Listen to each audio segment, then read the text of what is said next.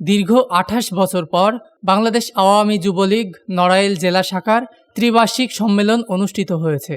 Narail Victoria কলেজের সুলতান মঞ্চ চত্বরে বাংলাদেশ আওয়ামী যুবলীগ নড়াইল জেলা শাখার আয়োজনে এ সম্মেলন অনুষ্ঠিত হয়। সম্মেলনের উদ্বোধন করেন বাংলাদেশ আওয়ামী যুবলীগের চেয়ারম্যান শেখ ফজলে শামস পরশ। আমাদের জাতির পিতা বঙ্গবন্ধু শেখ মুজিব শত সংগ্রাম, জেল যন্ত্রণা, জীবন যন্ত্রণা সত্ত্বেও যার বলিষ্ঠ এবং বীরবাঞ্চক নেতৃত্বের কারণে পাকিস্তানি শাসক গোষ্ঠীর অত্যাচার নির্যাতন থেকে মুক্ত হয়ে একটা স্বাধীন রাষ্ট্র আমরা সৃষ্টি করতে পেরেছিলাম। সম্মেলনে প্রধান অতিথি হিসেবে উপস্থিত ছিলেন বাংলাদেশ আওয়ামী লীগের যুগ্ম সাধারণ সম্পাদক আ.ফ.ম. বাহাউদ্দিন নাসির এমপি।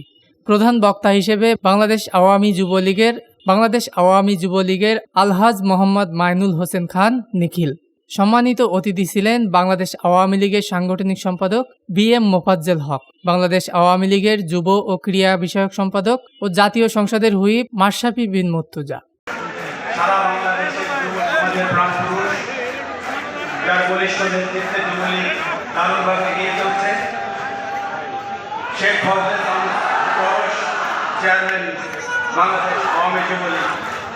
প্রধান অতিথি হিসাবে উপস্থিত আছেন আমার অত্যন্ত প্রিয় নেতা আ.ফ.ম. বাহাউদ্দিন নাসির এমপি, যুগ্ম সাধারণ সম্পাদক বাংলাদেশ আওয়ামী লীগ।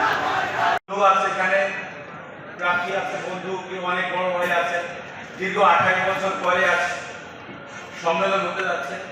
বিশেষ অতিথি হিসাবে জেলা আওয়ামী লীগের সভাপতি ও জেলা পরিষদের চেয়ারম্যান অ্যাডভোকেট সুভাষ চন্দ্র বোস, সাধারণ সম্পাদক নিজামুদ্দিন খান নীলু, কার্যনির্বাহী সদস্য কবিরুল হক মুক্তি এমপি, কেন্দ্রীয় যুবলীগ নেতা নিক্সন চৌধুরী এমপি, বাংলাদেশ আওয়ামী যুবলীগ নড়াইল জেলা শাখার যুগ্ম আহ্বায়ক ফরহাদ হোসেনের সভাপতিত্বে বাংলাদেশ আওয়ামী যুবলীগ কেন্দ্রীয় কমিটির যুগ্ম সাধারণ সম্পাদক সুব্রত কুমার পাল, বাংলাদেশ আওয়ামী যুবলীগ কেন্দ্রীয় কমিটির সাংগঠনিক সম্পাদক অ্যাডভোকেট ডক্টর শামীম আল সাইফুল সোহাগ, কেন্দ্রীয় কমিটি ও জেলা উপজেলা পৌর শাখার আওয়ামী লীগ যুবলীগ এর নেতাকর্মীরা এ সময় উপস্থিত ছিলেন।